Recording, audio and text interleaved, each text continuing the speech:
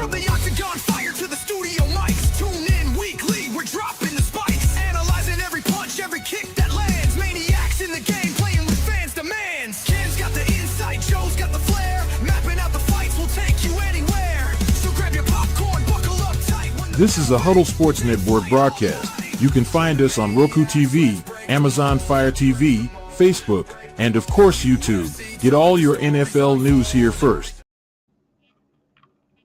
Can you hear me now? Yes, I do. What's up, guys? Back again, MMAniacs Podcast, joined as always by Bare Knuckle Ken. What's going on, buddy? What's up, man? Oh, did you see that fight on Saturday, Strickland and Hernandez? Dude, so give me your thoughts on that fight.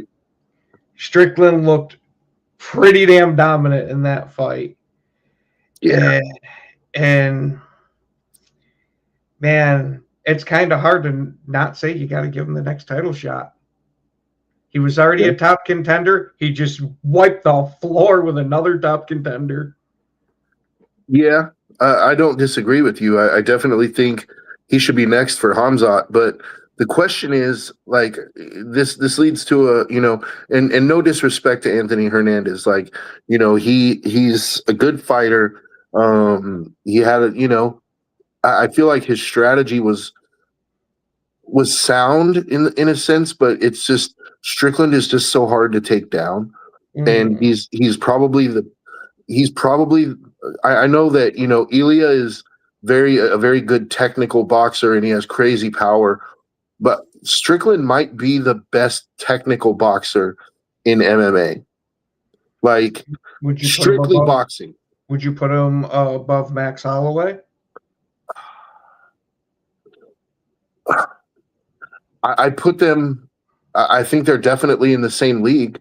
Like it's just they're different fighters. Like Max is a volume guy. He has combinations. Strickland is a 1-2 guy. He's a guy that, but his punch, his boxing defense and his jab, he has a beautiful jab, dude.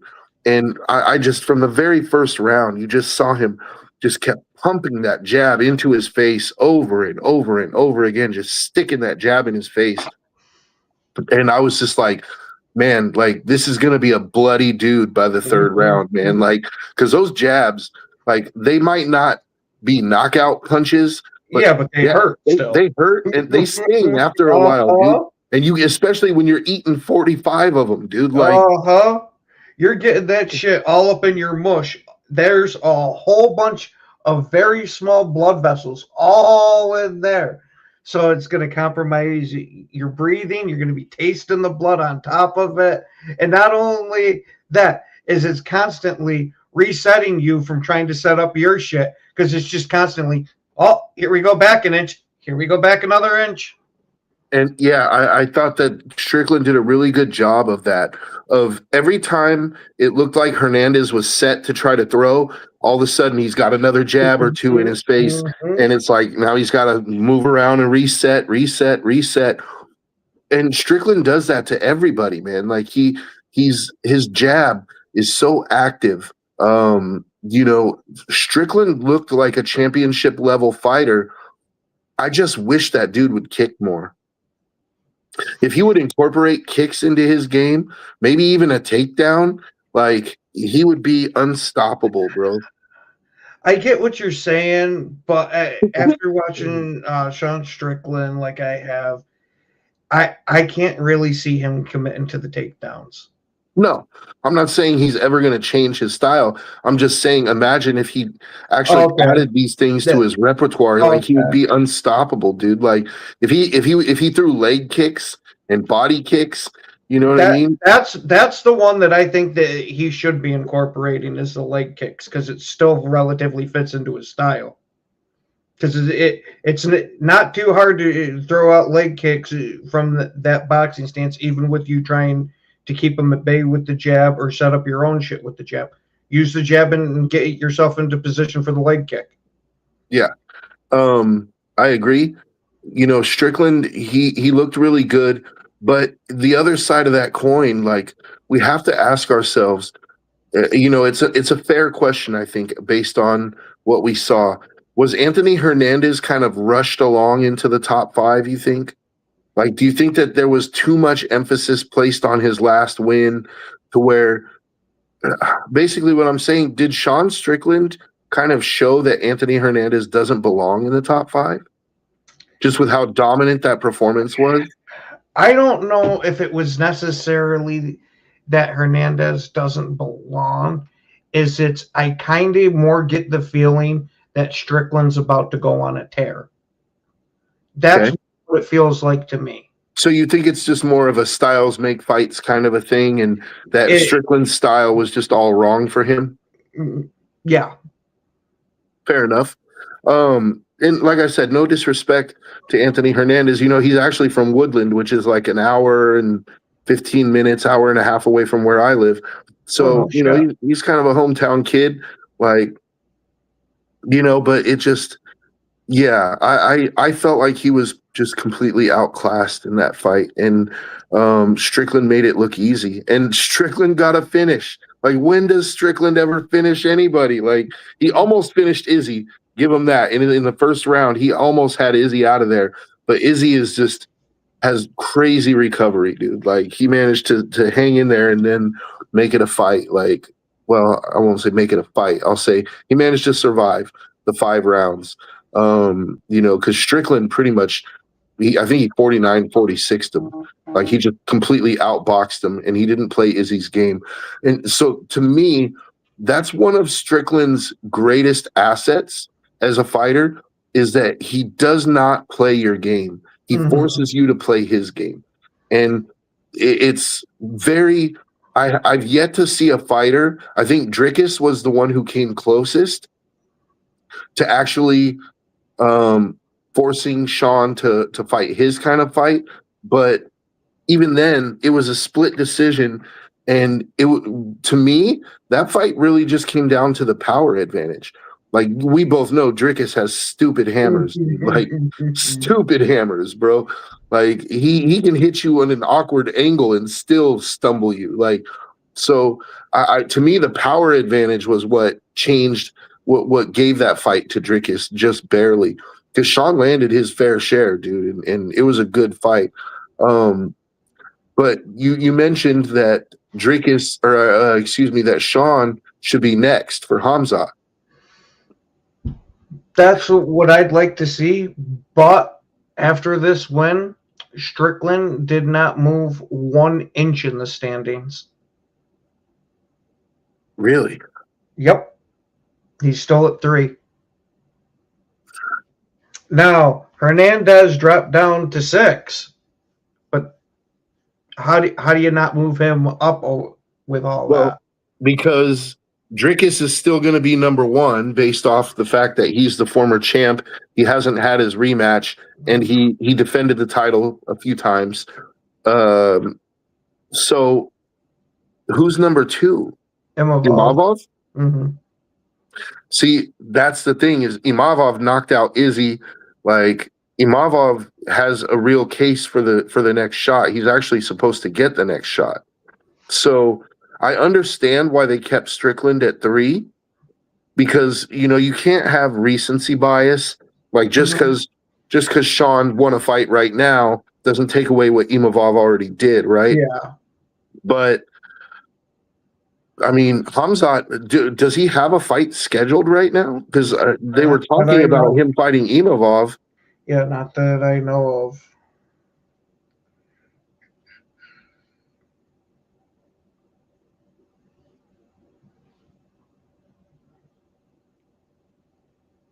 No, he does not have one scheduled.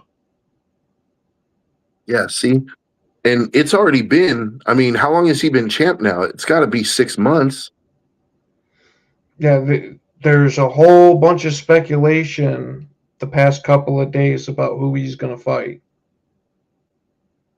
I mean, is he holding out for the White House card? That kind of seems even if he is, like, the White House card is what, July? Mm-hmm. Yeah, it's going to be soon enough to where you got to start training. You got to start. Yeah, you got to get into camp here in the next month. So it's like you got to sign a fight. Mm-hmm. And so with that said, I mean, I could see a real scenario where they actually have Sean jump the line and have Strickland and Shemaev fight on the White House card. And I'll tell you why. Not just because Strickland is coming off an impressive win, but because those two legitimately hate each other. And that fight, I'm assuming you heard the press conference after the mic got cut off. Oh yeah, where he called him goat fucker and the mic got cut off. Bro, Yeah. you don't call somebody goat fucker and not have like some animosity there, dude. Like, yeah. And it isn't like this is a one-off. I mean, we all know Strickland talks shit, right? Mm-hmm. Strickland he's been talking shit. But Shemaev and Strickland have a real beef that isn't just like I saw this guy in the hallway and I don't like him. Like Shemaev actually trained I think he actually trained at Strickland's gym. Oh, I didn't know for that. a short period because and I don't know all the details, right? I wasn't there, but I talked to or I heard Sean talk about it. I almost said I talked to Sean as if I was gonna say shit. I didn't know you were that fucking connected. No, I'm not. That's why I had to correct myself. You know, integrity is everything. So basically, what Sean says is that Hamzat was the kind of guy that he's a bully. Like he came into the gym and he looked for the weakest guy in the 185 weight class at the gym that he could spar with, and he would, wrestle fuck him and dominate him. But then when the tougher guys in the gym figured out what he was doing, they were like, hey, why don't you spar with me? All of a sudden he's like, oh, he didn't want to spar with them. And so, which is typical bully behavior. And I'm not saying that it's true or not because I wasn't there, but I'd be lying if I didn't say that I could see the possibility. Like Hamzat, he kind of strikes me that way. Some of the things that he said make me think that it's possible that he could, but at the same time, the thing that pushes back on that for me is that most bullies are cowards. Like they're afraid to fight people who actually can fight, right? And Hamzat is not afraid to fight people who can actually fight. He's fought Gilbert Burns. He's fought Dricus. Like he's fought some real dudes, Granted, he went to war with Gilbert Burns, not so much with Dricus. Like we saw what he did to Dricus, right? And it was terribly impressive how dominating it was, but it's not like he fucked Dricus up or anything. Like Dricus at the end of the 5th round didn't have a scratch on him. Like, how do you go through a 5-round fight with Hamzat and you don't have a scratch on you at the end? Like, so let's talk about this. Like, between Imavov and Strickland, who do you think deserves the shot right now, first of all? After hearing what you were talking about Imavov, I would say he probably deserves it more than Strickland directly right now. But I'm adding the caveat is I think that Hamza and Strickland will be a hell of a lot more popular fight, especially on the White House card. You have all this hype with these guys hating each other, and you have Strickland, who is unabashedly proud of being American. So it sounds like he would do whatever it took to get on that White House card. So to me, is if you're going to make that kind of seems written in the stars, and you think Dana is going to be, okay, this is the popular fight. But with some of Strickland's comments, that could kind of go against him, saying, do we really want to put a belt on this guy and have a microphone in his face more? Well, it's not just that. You're absolutely right. But do we want to put a microphone in this dude's face on the White House card? Because the White House card is going to be different than any other card that's ever taken place. Like, you can't just, after your fight, go out there and start throwing fucks in front of the whole world. Like, the White House card is going to be watched by the whole world, not just UFC fans in the United States. Like, governments are going to be watching that. You know what I mean? Because of the location. Like President Trump is going to be probably sitting front row there. You know, you'd have to think, or he's going to have a section.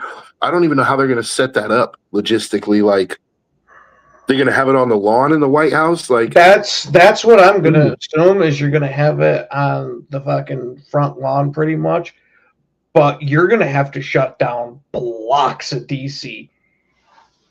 it's And I wouldn't even want just clusterfuck, dude. Oh yeah, because I wouldn't even want block shut down. I would want military on standby too.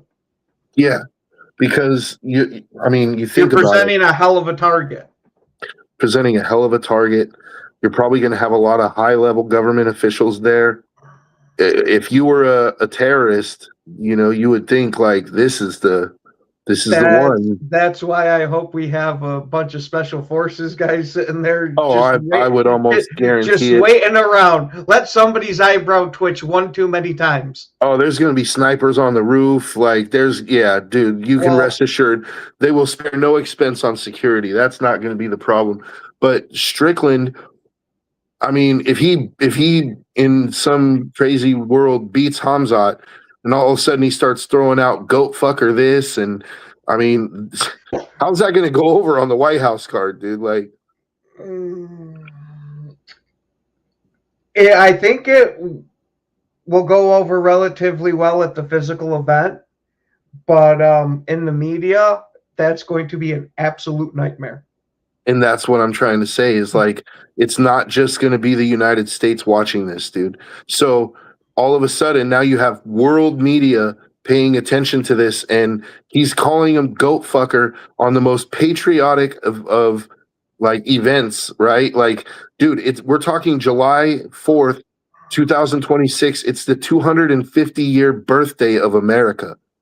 And like, so it's already a red, white, and blue extravaganza of like, look how great America is. And then you're going to get on there and start calling foreigners goat fuckers. That's not a good look, dude. No, it's not a good look. And that's what I'm saying is like, I could see Dana saying, as fucking awesome as a fight of a fight as this may be, Strickland is just too much of a risk. That's what I was kind of getting at with it. I wouldn't be surprised if we kind of see him blackballed a little bit. He's got a very fervent fan base, but he doesn't have mass appeal. Well, he's a former champ. I would argue he does have mass appeal in this way, because everybody who's a UFC fan, one way or the other, has an opinion about Sean Strickland. He's made himself that guy that you love to hate, right? Mm-hmm. Like, I would say his fan base is much smaller than his hater base. Like, not that he doesn't have a fan base. He has a fan base. There's a lot of MAGA dudes that support him. You know, I actually like him. He's not my favorite fighter, but I respect him as a fighter. Mm-hmm. I'm right there with you. I respect the fact that he's fearless about speaking about what he believes, and you know, he doesn't care if you agree or disagree. Like, I like that he has no filter, and he's not like playing the role of a good boy. Like, you know, nobody's going to confuse Sean Strickland for being a gentleman. You know what I mean? Not in any way, shape, or form. He's a rough and tough dude, and that's cool. Like, be who you are, bro. Like, you know, you're at the top of the sport. I think what part of the issue is for the last 10, 15 years, we've seen damn near anybody in the public eye kind of have like a veiled image of themselves where we're only letting out this specific part because this group, that group, or the other group is going to have some kind of issue no matter what you say. So they stick with all this generic stuff. And now we got a guy that just don't give a shit about any of that. Mm-hmm. And it being such a bucking trend, it's kind of almost like shell shock. Like, hey. Yeah, like, did he really just say that? Like, he called Hamzat a goat fucker, and then the very next sentence, he's like, oh, don't worry, I'm not going to get on the gays. Like, It's like this dude literally looks for every political landmine that he could possibly step on, Yes. and then Yeah. steps on it intentionally. Like, Yes. Like, I like Strickland and all, but there's sometimes he'll say shit, and I'm just like, dude, you got to start ending your stories a sentence earlier, man. but then he wouldn't be Strickland, man. Hey Like, there, Yoli. he wouldn't be Strickland if he did that. I appreciate the no filter, no bullshit Sean Strickland. Believe me, I like it too. It's just that it's almost so much of a throwback to where it just seems weird now, and that says a whole lot that kind of stuff seems weird. You know who he kind of reminds me of in a way, and I'm not going to say that the resemblance is that close, not a physical resemblance, but an attitude resemblance. I'm not going to say it's that close, but I see similar traits. He reminds me of President Trump. I can see what you're saying. He's like he does not give a fuck if you like what he says, right? Like, but there's also that underlying thing of I want you to like me, you know? Like I think Sean has some of that. Like, I want you to like me, so I'm gonna say things that are edgy because like the crowd that I'm trying to appeal to, they like this kind of a thing, right? I think it's sort of like Dwayne Johnson and The Rock, right? Like if you've ever going back to old school, Attitude Era wrestling. Dwayne Johnson, when he was Rocky Maivia, it wasn't him, right? But when he was The Rock, when he became The Rock, he said, I took my personality and I took it to 1,000, right? And that was The Rock, right? So The Rock isn't really Dwayne Johnson. It's a part of Dwayne Johnson taken to level 1,000, amplified to level 1,000. I think the Strickland that we're seeing is a genuine piece of Sean Strickland, but I think he amplifies it to level 1,000 because he's full on playing WWE heel too. I've been kind of wondering that myself to a degree, with not only the shit that he'll say, it's almost kind of the way he presents himself too with it, that it's almost like boastful when he says those certain things, and it's, well, I know this is going to play real well for the people I want it to play real well for, so I'm going to lean into it.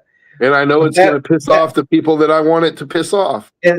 But that's also going to lead into a problem a lot of the wrestlers back in the Attitude Era and before that had, of when does the line between character and person get blurred to where there's no longer a line? I mean, I'm not looking for an answer to the question. I'm just stating is, when does the persona just become who you are? Yeah, no, it's a very valid point.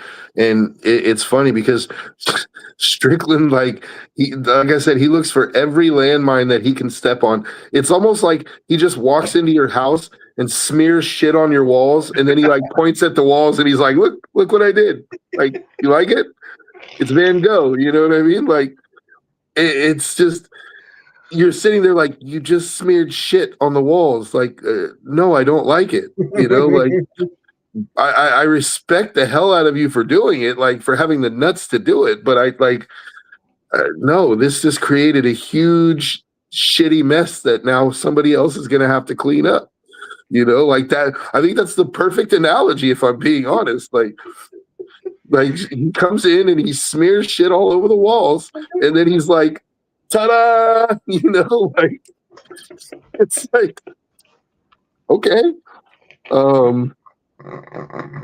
Bro, like, but so Imavov, I think Strickland versus Imavov, or I mean Shemaev versus Imavov is a very interesting fight because Imavov, he can punch, dude.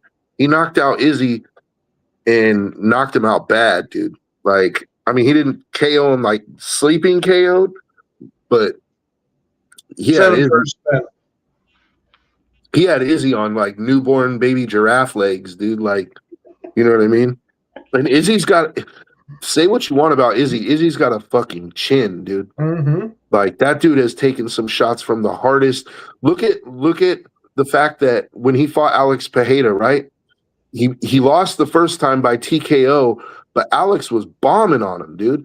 And he was still standing. Like the fight got stopped. He didn't melt and go down, and like, you know, he was still like, he was leaning over and he was getting hit, but he didn't go out. And then in the second fight, he was the same thing. He was up against the cage getting bombed on, and he managed to throw that beautiful check hook in that right hand that put, you know, Alex out. But bro, those shots, they drop everyone else. Like nobody so far has been able to stand up to those shots except Izzy. Now, granted, part of that is probably because it was at 185, and Alex is not a true 185er. But nonetheless, the fact remains, dude, Izzy has a fucking chin, bro. You know? And so the fact that Imavov was able to baby deer leg him is like, that's impressive. So Imavov, but the thing is, I don't think Imavov has the takedown defense to be able to stop Hamzat from taking him down. Whereas with Strickland, I think we've said this, you and I have said this before. If Strickland can't beat Hamzat, there's nobody in that division who can beat Hamzat. Like if Hamzat can do to Strickland what he did to Dricus, there's nobody in that division that's going to be able to take him out for a long, long time. Strickland is our last hope. If anybody is hoping for Hamzat to lose that belt, Strickland is your last hope, dude. And isn't it funny? Like, because there's people who hate Hamzat. There's people who legitimately don't like Hamzat. I'm not one of them. I like Hamzat. But yeah, me too. But there's people who don't like Hamzat, right? Especially after the last fight with Dricus.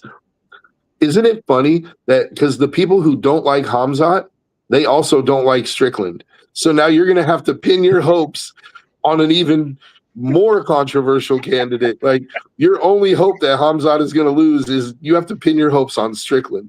Like, it's funny. It's an ironic situation. What's funny too is it seems like the people that like Strickland, like Hamzat, because hey, you just said you like both of them. I like both of them. They're similar guys. To me, you win no matter what with this fight. I think if they didn't have the beef, like I think these guys could be. They would. Well, Hamzat, I believe, is Muslim. I don't think he drinks alcohol. But my point was, like, these guys would be the type to have beers together. You know what I mean? Like, I think they both are similar personalities, type A personalities, right? But there's real legitimate beef there. And the thing is, when you have two type A personalities like that with legitimate beef, like, that ain't dying. They hate each other. Like, they really do. But let's talk about that potential fight, right? Like, I don't want to get too far into Imavov versus Chimaev because honestly, I think Chimaev is just going to wipe him, dude. Like, Imavov has the power, the punching power to make it interesting until Chimaev gets him down. But I think once Chimaev gets him down, it's over. Whereas Strickland doesn't just have phenomenal takedown defense. He's also really good at getting back up once you take him down. Like, once you put him against the cage and you pull him down, he's one of the best in the game at getting back to his feet. So the question and another asset to his game, Strickland has a ridiculous gas tank, dude. He goes 5 rounds at the same pace. He never gets tired. You know, you never see him slowing down and like laboring his punches. And part of that reason is because he's not a streaky fighter, right? He's not a guy who comes in and explodes and burns a bunch of energy. He's very conservative with his energy throughout the fight. He fights the same pace, the same way, just steady, right? So, whereas Hamzat is more of a streaky fighter. Like, Hamzat is come in, take you down, explode, and try to finish you And, Hamzat is not that stable kind of fighter. So it creates an interesting breakdown for the fight. Like, give me your thoughts. Like, you're imagining the White House card, Shemaya versus Strickland. How does that fight go?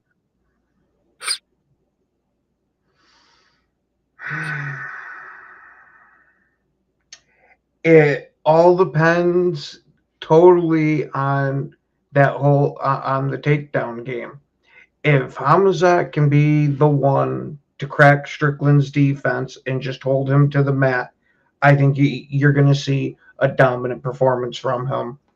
And then if Strickland makes it to where Hamzat can't take him down for shit, I think Strickland has the major, well, not major, but a damn good advantage standing, because like how we talked with his technical boxing and all that. And I'm not sitting here saying Shemaev is terrible on his feet.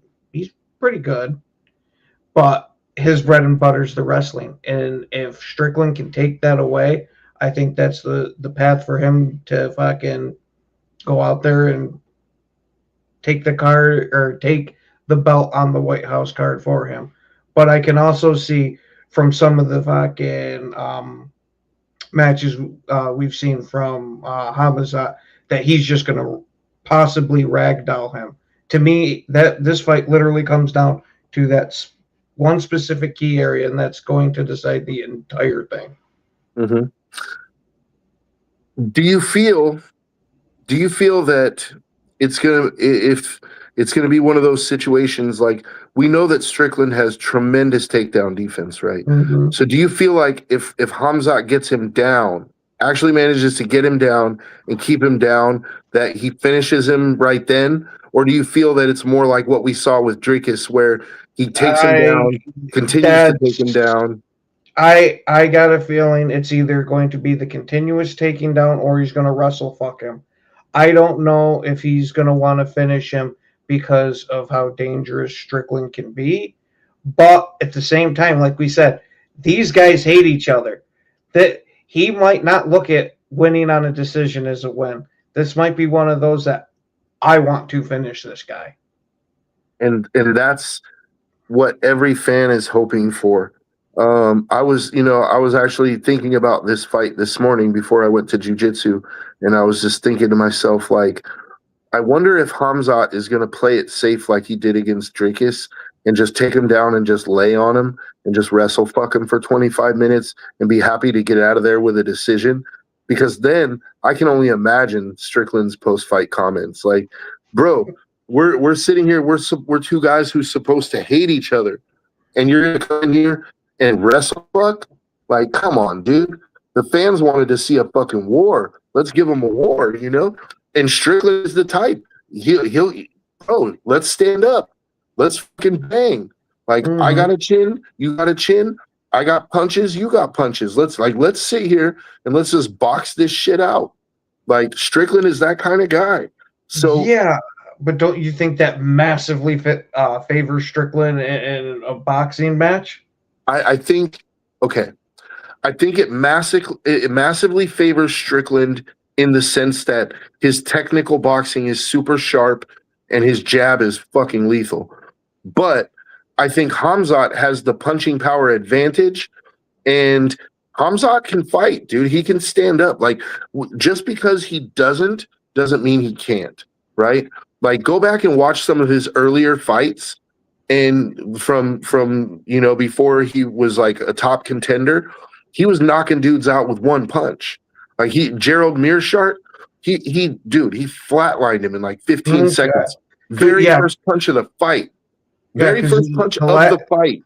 The last few fights that I've seen of him, his stand-up looked all right, but to me, it didn't look anything spectacular. Yeah, well, go watch that Gilbert Burns fight again. Watch Gilbert Burns versus Hamzat, and keep in mind that that's 170 Hamzat, right? Hamzat is not a 170. He was killing himself to make that weight, dude, and he was getting sick because of it. Now he's at his more natural weight. I don't believe it's his natural weight. I think Hamzat could easily become a 205er. He's got the frame for it. He's tall enough. I believe he's probably cutting down from in that 210 range to 185 to fight. So yeah, I definitely think Khamzat could do it. And he's talking about it. He wants to fight Alex Pereira. But actually he wants to fight Yuri first, which is see, I didn't hear anything about that. I heard the speculation about him and Alex, but not Yuri. Yeah, but he's not going to be able to just jump up to 205 and cut the line to get a title shot. That's why he wants to fight Yuri, because it's his quickest path to the top 5. He gets a win there. All of a sudden, you can justify him and Alex, right? Mm-hmm. Now, let's just... Yuri versus Khamzat is a very appealing fight for a lot of reasons, but I don't think it's going to go the way people are hoping it's going to go. Like, you get what I'm saying? Like, people want to see that fight. I mean, it's not even like that it's signed or anything. It's being talked about, like Khamzat is talking about it, but that's how you manifest these kind of fights. You put it out into the ether, you put the feelers out. Any UFC fan should want to see that fight.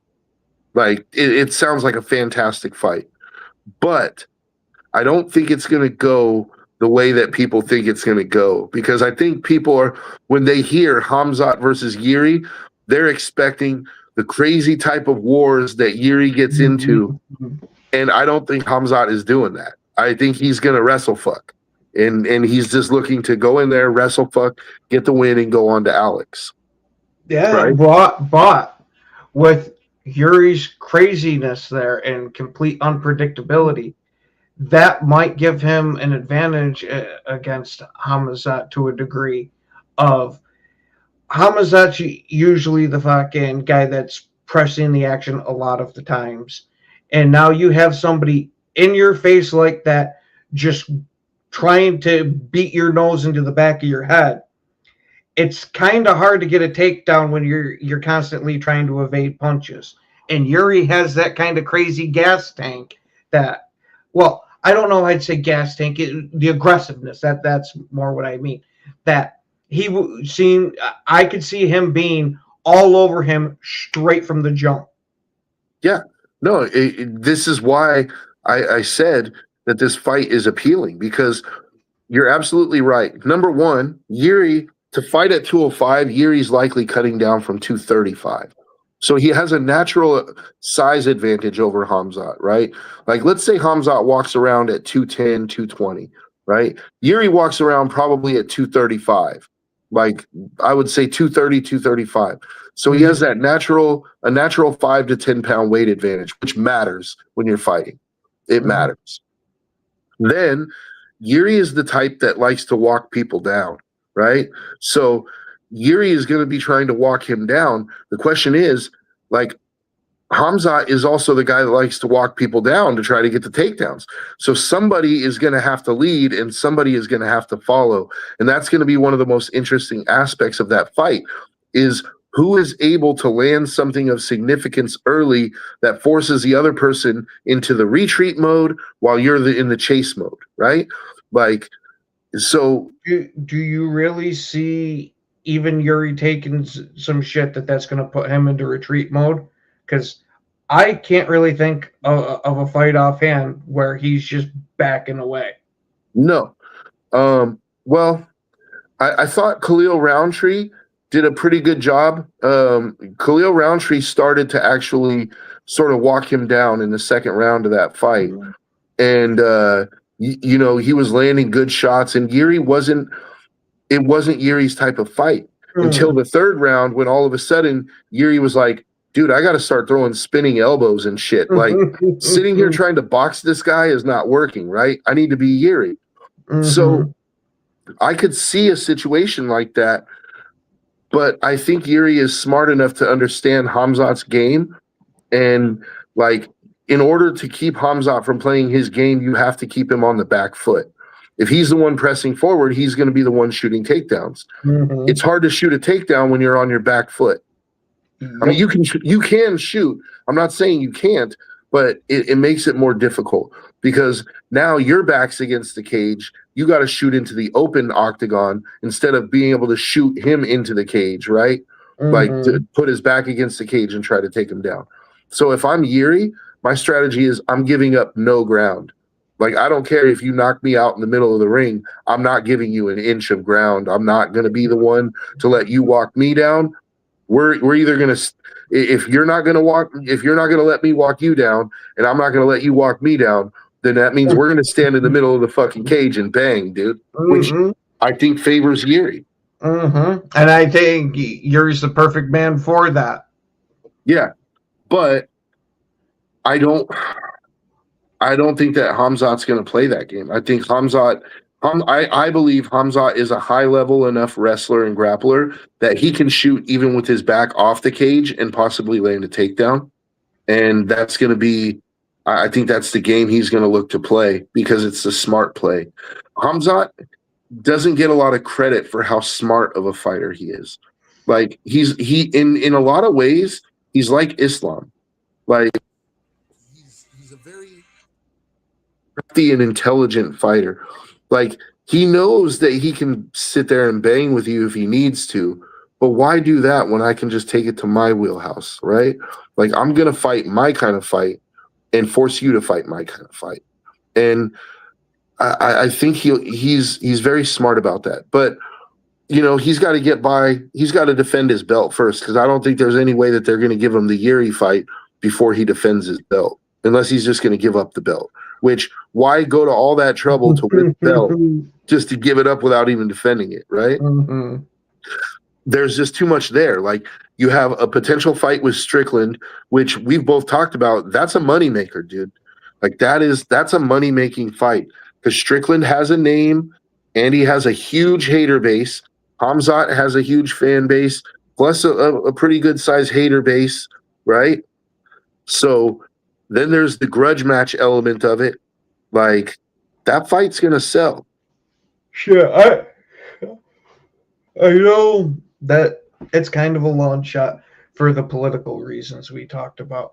But that's why I hope we get this fight on the fucking White House card.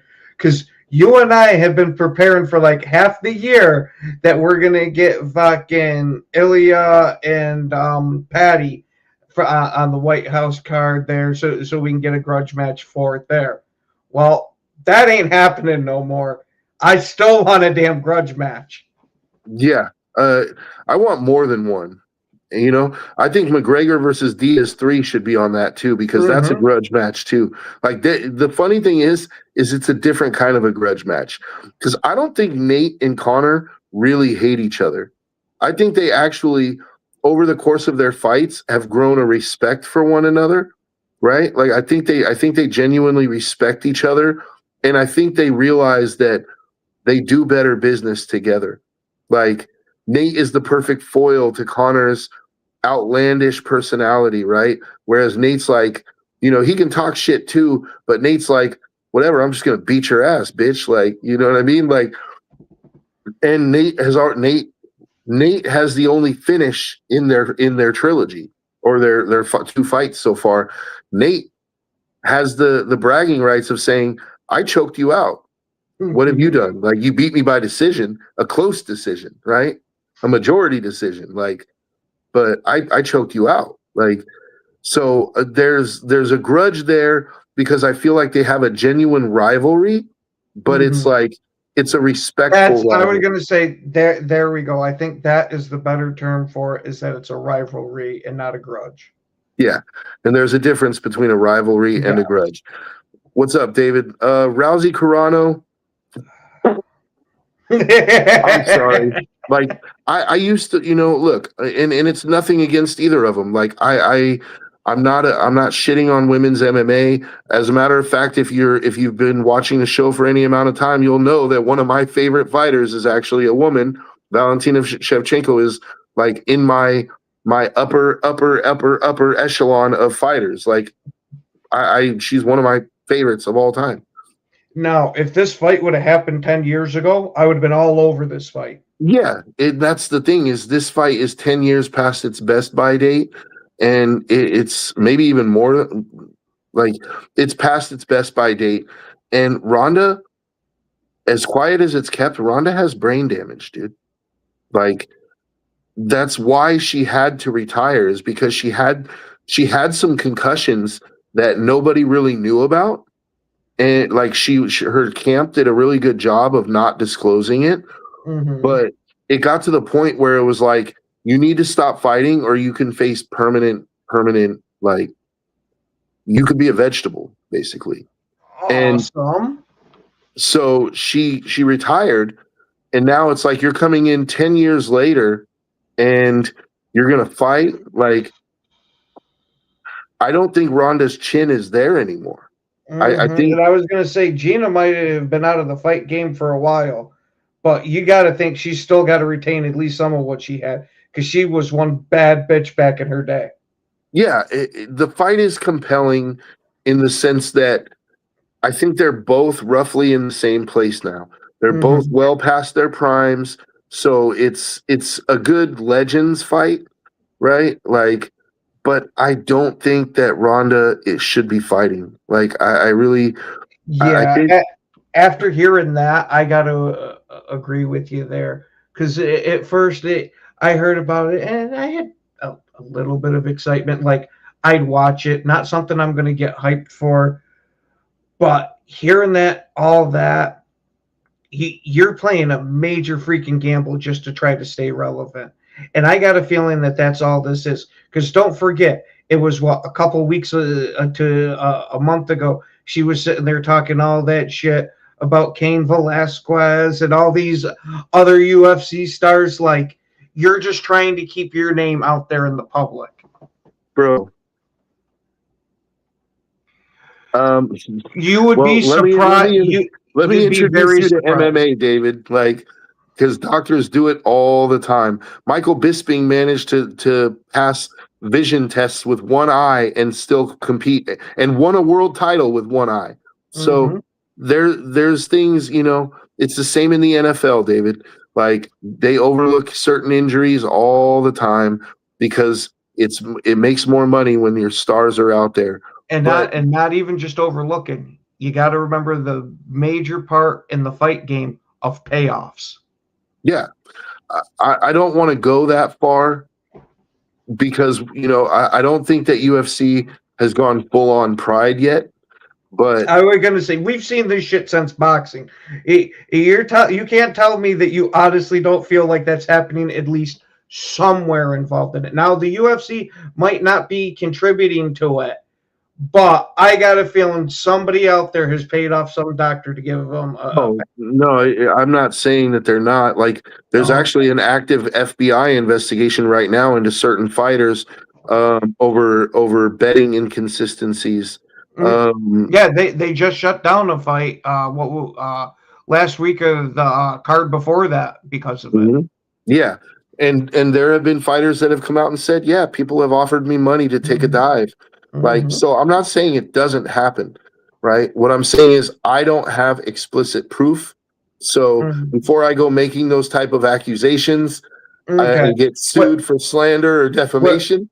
Where I am extrapolating, and I'm not putting it directly on anybody. Right. You're just saying, you're acknowledging the reality that it happens. Yeah. And I will co-acknowledge the reality with you that it happens.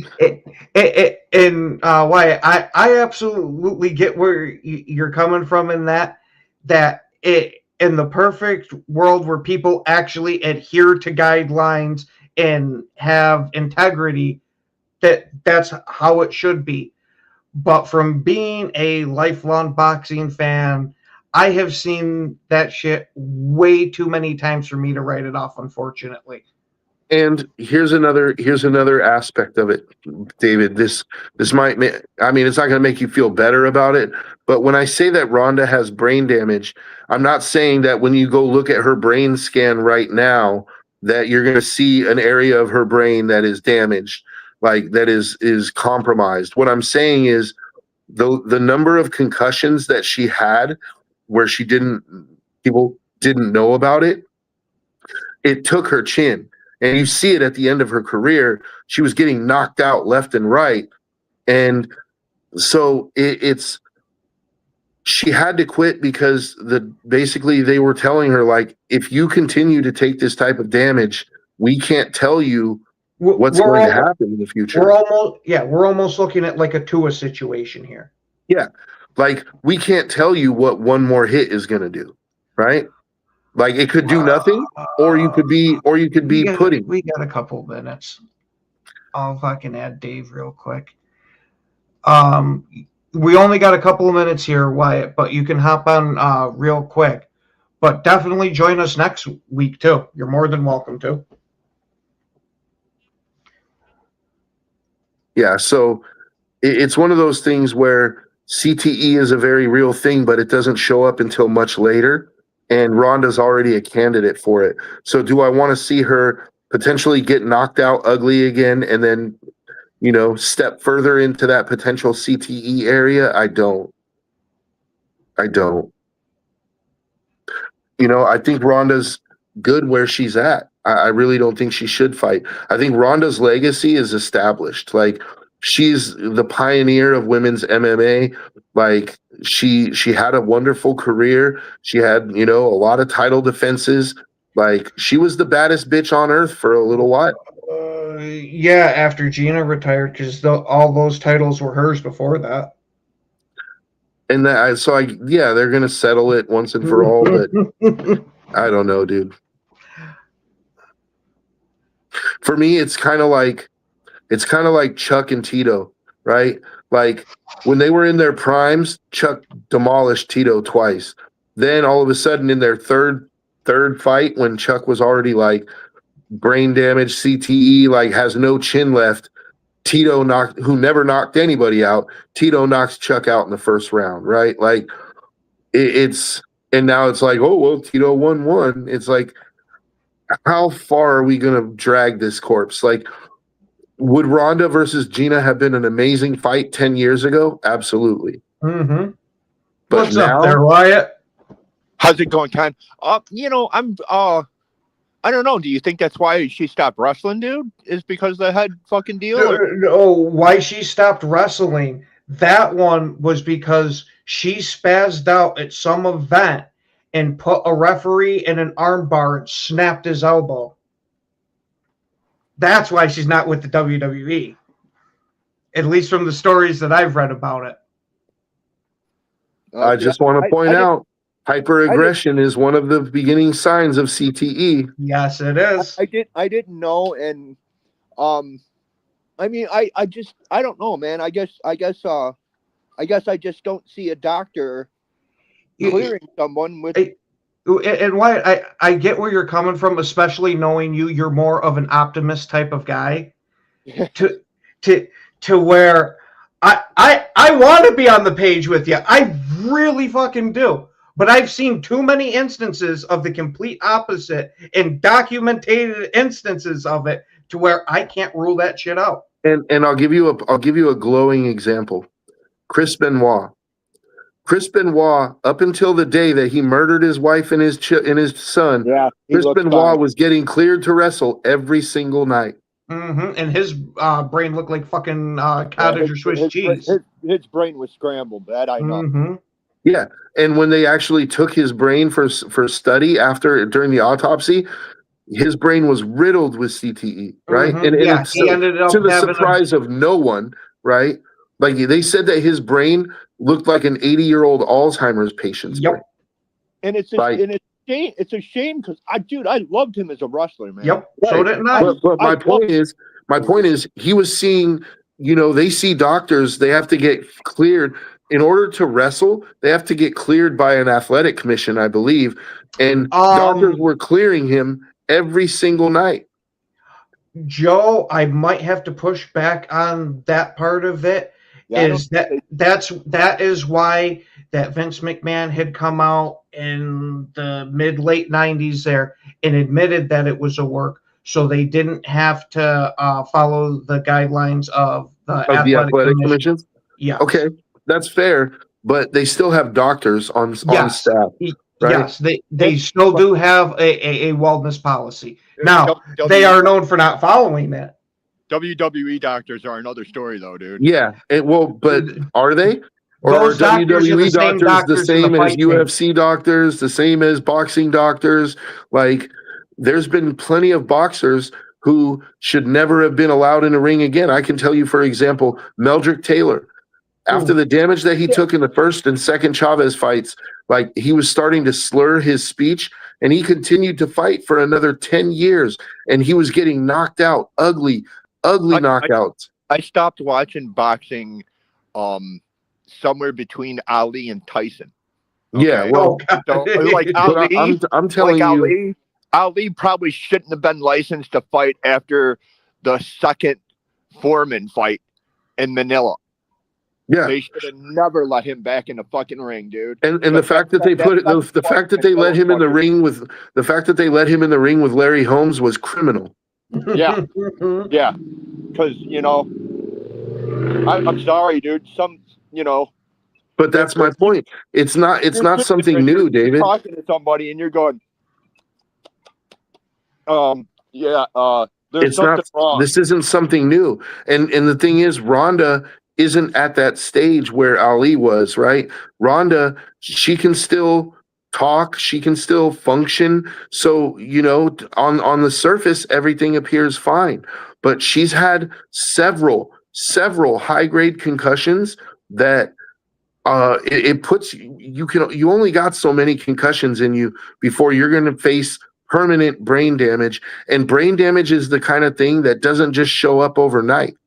It shows up 10 years from now, 15 years from now.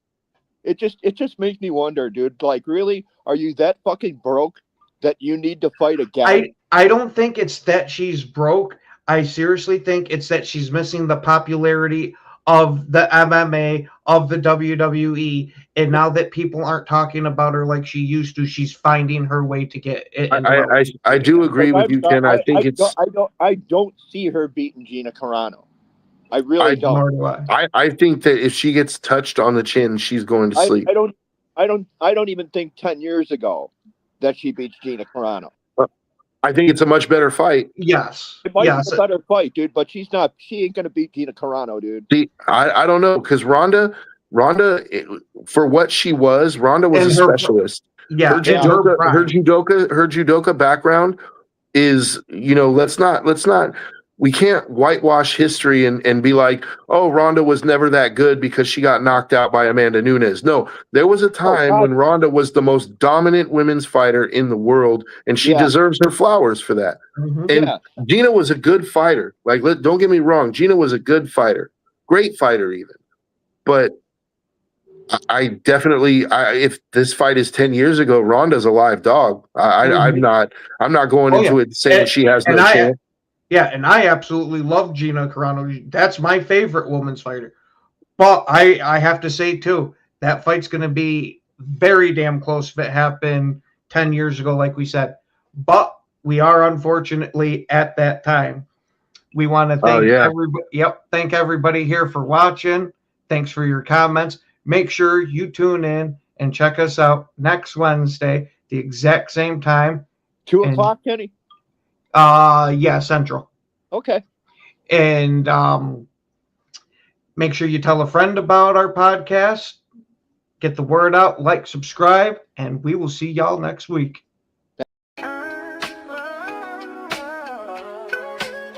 Yeah, yo, it's game time, ain't no messing around. Huddle Sports Network, the best in town. From NFL rumors to the latest.